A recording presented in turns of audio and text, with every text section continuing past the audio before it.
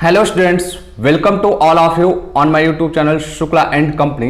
बेटा आज हम अपना अकाउंट्स का नेक्स्ट टॉपिक स्टार्ट करने चल रहे हैं और हम बोलें कि ये आपके लिए काफ़ी ज़्यादा इंपॉर्टेंट टॉपिक होने वाला है कि खासतौर से बीकॉम स्टूडेंट्स के लिए कि जो आज का टॉपिक हमारा स्टार्ट होने वाला है फाइनेंशियल स्टेटमेंट एनालिसिस।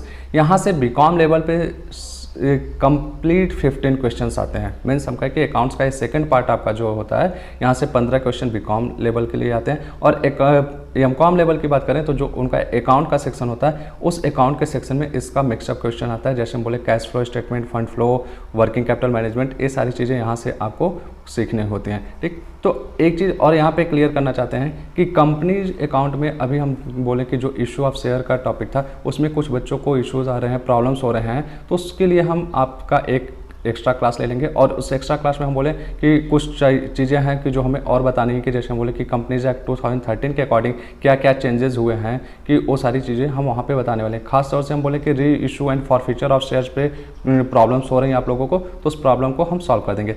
आज की क्लास को स्टार्ट करें उससे पहले आप क्वेश्चन सुनिएगा जिसका आपको कमेंट बॉक्स में आंसर करना है कि हम कहें कि रिडेम्पशन ऑफ डिवेंचर करने के लिए आपके पास कौन कौन सी प्राइस अवेलेबल होती है, मीन्स किस प्राइस पे रिडेम्पशन ऑफ डिवेंचर किया जाता है, सोर्सेज ऑफ फंड्स क्या हैं रिडेम्पशन ऑफ डिवेंचर के लिए, एंड मेथड्स ऑफ रिडेम्पशन क्या क्या होते हैं। डिवेंचर का अगर हमें रिडेम्पशन करना है तो हमारे पास कौन कौन से मेथड्स हैं। अब चलते हैं, हम आज की अपनी क्लास स्टार्ट करते हैं।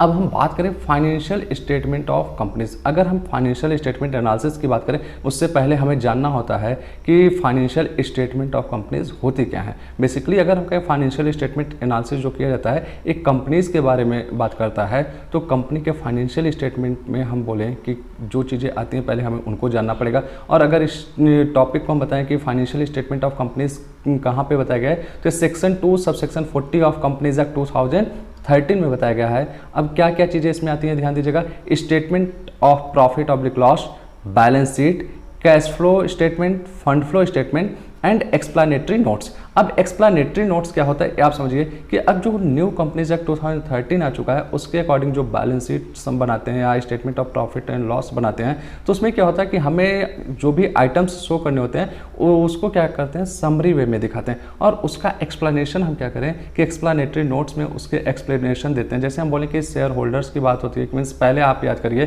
कि आप बैलेंस शीट में क्या करते थे कि एथोराइज्ड कैपिटल, इशूड कैपिटल, फिर सब्सक्राइब्ड सारी चीज़ें दिखा दी जाती थी। लेकिन अब जो बैलेंस शीट है उसमें जो भी हम कहें कि शेयर से बात होती है वो शेयर होल्डर फंड्स के नाम से हेडिंग में दिखा दी जाती हैं। और अब उस शेयर होल्डर फंड्स में क्या क्या चीज़ें आती हैं, उसमें प्रेफरेंस शेयर की कितना कैपिटल है, फिर इक्विटी शेयर कितना है, वो सारी चीज़ें आपको एक्सप्लेनेटरी नोट्स में बतानी होती हैं। ठीक, तो अब हम कहें कि इसमें से कौन सी ऐसी चीज़ें हैं कि जो कुछ कंपनियों के लिए एग्जेम्प्टेड है। 1% company, small company and dormant company exempted from cash flow statement. Means 1% company, small and dormant company क्या है, कैश फ्लो स्टेटमेंट नहीं बनाएंगी, इन लोगों को एग्जेम्प्टेड किया गया है। अब डॉर्मेंट कंपनी क्या होती है ये समझ लीजिए। ऐसी कंपनियां हम कहें कि जो एक कभी कभी क्या होता है कि किसी पर्टिकुलर ईयर में कि कोई बिजनेस ट्रांजैक्शन नहीं कर रहे हैं और आने वाले समय में भी उनको लग रहा है कि कोई बिजनेस ट्रांजैक्शन नहीं होने वाला है तो अपने आप को डॉर्मेंट कंपनी घोषित करा सकते हैं। इसके लिए कंपनीज एक्ट में कुछ कर सकते हैं फॉर्मेलिटीज़ दी गई हैं। तो बेसिकली क्या होता है कि नो बिजनेस एक्टिविटीज़, और हम कहें कि डॉर्मेंट कंपनी का स्टेटस उनके पास कितने साल तक रह सकता है, 5 ईयर्स तक। अगर एक बार कोई कंपनी डॉर्मेंट बन जाती है तो 5 साल तक डॉर्मेंट कंपनी की तरह रह सकती है। मीन्स 5 साल तक अगर कोई वो बिजनेस एक्टिविटीज़ नहीं करती है, जैसे हम कहें कि कोई उसको सेलिंग नहीं कर रही है, कोई परचेजिंग नहीं कर रहा है, कोई भी कहें कि वो इनकम टैक्स रिटर्न फाइल नहीं कर रही है, तो ऐसे कंपनीज को हम कह सकते हैं डॉर्मेंट कंपनी। अब हम आगे चलते हैं नेक्स्ट पॉइंट पे। Financial statement shell give a true and fair view of the companies. Means जब फाइनेंशियल स्टेटमेंट जो आप बना रहे हैं तो सबसे मोस्ट इंपॉर्टेंट चीज़ें होती हैं कि जो भी कंपनी वो कहें कि जिस पॉइंट ऑफ व्यू से बनाया जा रहा है उस पॉइंट ऑफ व्यू को सेटिस्फाई करे। मीन्स जो भी वो हम कहें कि उससे कंक्लूजन निकले वो एकदम करेक्ट होना चाहिए कि सबसे जो उसमें फिगर दिखाए जा रहे हैं वो फिगर सही होने चाहिए, और फिर हम कहें कि लॉजिकल फिगर्स होने चाहिए कि उसमें कोई भी मैनिपुलेशन नहीं होना चाहिए। फिर financial statement shell comply with the accounting standards. अब हम जब बात करते हैं कि जब फाइनेंशियल स्टेटमेंट आप बना रहे हैं कि means statement of profit and loss बना रहे हैं या बैलेंस शीट बना रहे हैं, तो जो अकाउंटिंग स्टैंडर्ड्स हमारे हैं उस अकाउंटिंग स्टैंडर्ड को भी ये फॉलो करनी चाहिए कि जैसे हम बोले वैल्यूएशन ऑफ स्टॉक्स की बात हो गई, या कैश फ्लो स्टेटमेंट की बात हो गई, फंड फ्लो, या हम कहें कि आपका रेवेन्यू रिकॉग्नाइजेशन की बात होती है, डिप्रिसिएशन की बात होती है। तो ये सारी चीज़ें जो हम कहें कि एएस में बताई गई हैं अकाउंटिंग स्टैंडर्ड में, उसके अकॉर्डिंग होना चाहिए। फिर financial statement shall be in prescribed form given in schedule 3। अब ये कह रहा है कि जो शेड्यूल 3 में फॉर्मेट दिया गया है फाइनेंशियल स्टेटमेंट का, मीन्स प्रॉफिट एंड लॉस की जो बात हो रही है या हम कहें बैलेंस शीट की, तो वो उसी फॉर्मेट में बनाया जाना चाहिए। अब आगे देखिए, companies act 2013 part 1 schedule 6 balance sheet, means हम कहें कि जो कंपनीज एक्ट 2013 है उसके पार्ट 1 में शेड्यूल 3 क्या करता है, बैलेंस शीट का फॉर्मेट बताता है, and part 2 schedule 3 statement of profit oblique loss की बात करता है। अगर प्रीवियस हम बात करें मीन्स कंपनीज एक्ट 1956 के अकॉर्डिंग, तो शेड्यूल 6 में क्या था कि आपका balance sheet and profit and loss account का फॉर्मेट दिया गया था, पार्ट सेम थे, ठीक है।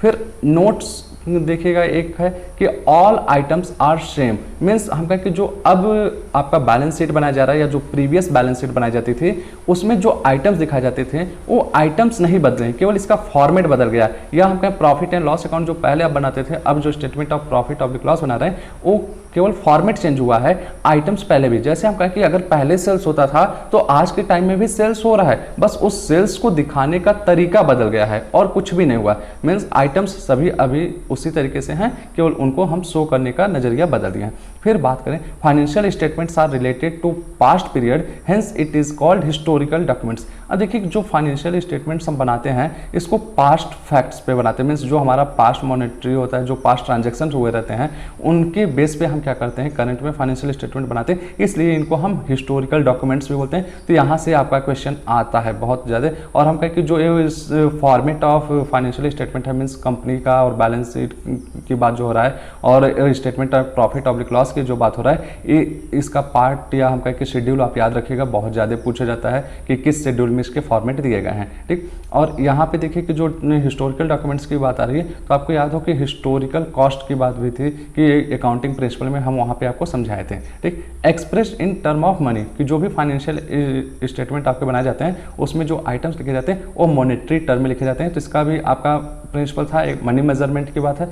प्रॉफिट्स की अगर हम बात करें तो statement of profit oblique loss से पता चलता है, and financial position means assets and liabilities की हम बात करें वो बैलेंस शीट से पता चलता है। तो ये चीज़ याद रखिए कि अक्सर आप लोग कंफ्यूज हो जाते हैं कि अगर हमें प्रॉफिट जानना है तो हम कहाँ से जान सकते हैं। तो उसके लिए हम कहें कि अगर सोल ट्रेड पार्टनरशिप है तो वहाँ पर आप प्रॉफिट ऑब्लिक लॉस अकाउंट से जान सकते हैं। अगर हम कहें कंपनी की बात होती है तो statement of profit oblique loss use करते हैं। और हम फर्म का या कंपनी का हम कहें कि फाइनेंशियल स्ट्रेंथ हमें जानना है तो आपके पास जो है बैलेंस शीट अवेलेबल होता है, वहां से आप जान सकते हैं, ठीक।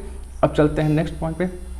देखिए, जब हम फाइनेंशियल स्टेटमेंट जान गए तो अब बात आती है फाइनेंशियल स्टेटमेंट एनालिसिस का। देखिए कि मोस्ट इंपॉर्टेंट चीज़ें होती हैं कि अगर आप भी प्रैक्टिकल लाइफ में कोई भी काम कर रहे हैं, ठीक है, मीन्स हम कहें कि जैसे आप स्टडी कर रहे हैं, साल भर आप पूरी स्टडी करते हैं, लास्ट में एग्जाम्स दिए, एग्जाम्स का आपका रिजल्ट आ गया, अब रिजल्ट लेकर केवल आप बैठ गए तो वहाँ पे आप बहुत बड़ी गलती करने वाले हैं।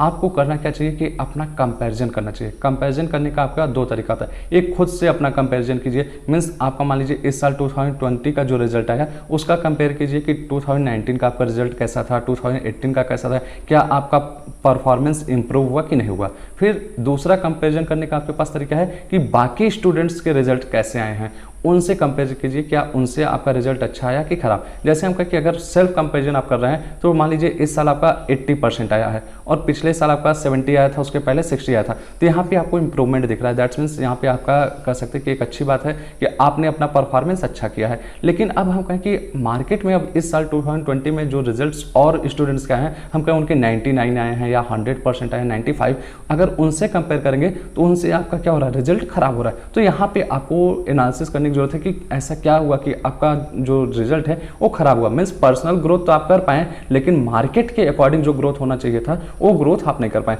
तो सेम वही तरीका हमें क्या होता है कि कंपनीज के केस में अप्लाई करना पड़ता है कि मीन्स कंपनी का प्रॉफिट हमें देखना होता है कि क्या प्रीवियस ईयर से प्रॉफिट इंक्रीज किया कि नहीं किया। अगर इंक्रीज किया तो क्या जो करेंट टाइम में मार्केट में प्रॉफिट्स बाकी फर्म अर्न कर रही हैं, क्या वही प्रॉफिट हमारी भी कंपनी अर्न किया है कि वहाँ पे कोई चेंजेस है। तो अगर हम इस फाइनेंशियल स्टेटमेंट एनालिसिस की बात करें तो हमारे पास दो मेथड्स होते हैं, एक हॉरिजेंटल मेथड होता है, दूसरा वर्टिकल मेथड्स है। ठीक, कि अगर हॉरिजेंटल मेथड्स की हम बात करें, same firm different year, means हम कहें कि जब अपने ही फर्म का अलग अलग सालों से कंपैरिजन करते हैं, मीन्स अपने ही फर्म के प्रॉफिट एंड लॉस अकाउंट को प्रीवियस ईयर के प्रॉफिट एंड लॉस अकाउंट से अगर कंपैरिजन करके एनालिसिस करते हैं तो क्या होता है, हॉरिजॉन्टल एनालिसिस बोला जाता है। वर्टिकल एनालिसिस में क्या होता है कि सेम ईयर मींस समय की जो बात रहेगी वो तो बराबर करेगा, लेकिन जो कंपनीज की बात रहेगी डिफरेंट कंपनी, जैसे हम कहें कि अगर हमारी एक कंपनी है एक्स वाई लिमिटेड और उसी से रिलेटेड जो नेचर मेरा कंपनी का है, मीन्स जो प्रोडक्शन हम कर रहे हैं उसी तरीके का प्रोडक्शन बहुत सारी कंपनियां मार्केट में कर रही हैं,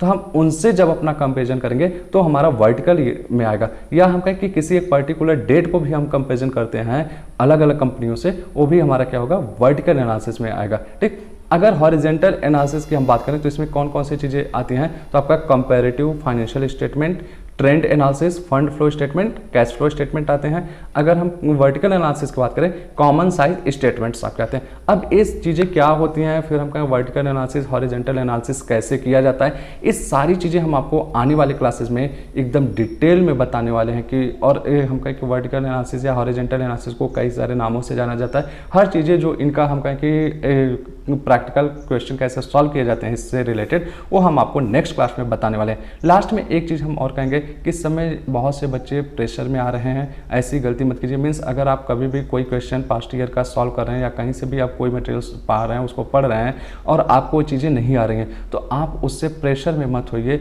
आप उसको पॉजिटिव में लीजिए। आपके पास हमेशा दो एस्पेक्ट्स होते हैं, एक होता है आप उस चीज़ को निगेटिव में लीजिए, दूसरा है पॉजिटिव में। निगेटिव में वो लोग लेते हैं कि अरे नहीं आ रहा है तो टेंशन हो जाते हैं, अरे हम नहीं आ रहा है। दूसरे जो पॉजिटिव में थे वो ये लेते हैं कि चलो अच्छा हमने इतना पढ़ा उसके बाद भी ये चीज़ें मुझे नहीं आ रही, दैट्स मीन्स कहीं ना कहीं हमने अपने पढ़ाई में कुछ कमी रखी थी, अब इसे हमें सीखना है। तो आप हमेशा चीज़ों को पॉजिटिव में लेना सीखिए, निगेटिव में नहीं। निगेटिव में अगर आप लेंगे तो आपके आने वाले एग्जाम्स पे, आपके डेली रूटीन्स पे उसका प्रभाव पड़ेगा। तो ऐसी गलती मत कीजिए कि जिससे आपको क्या हो, लॉस हो। आप ऐसा काम करिए जिससे आपका प्रॉफिट हो। मीन्स चीज़ें अगर आपको नहीं आ रही हैं तो आप उसको पढ़िए, आप हमसे पूछ सकते हैं, जैसे भी आपको उन चीज़ों को सॉर्ट आउट कीजिए, प्रॉब्लम्स को सॉर्ट आउट करना सीखिए, ये नहीं कि प्रॉब्लम से प्रॉब्लम को क्रिएट कीजिए। ठीक है, तो मिलते हैं नेक्स्ट क्लास में, हम इन चीज़ों पे डिटेल बात करने वाले हैं। तब तक के लिए गुड लक, थैंक यू।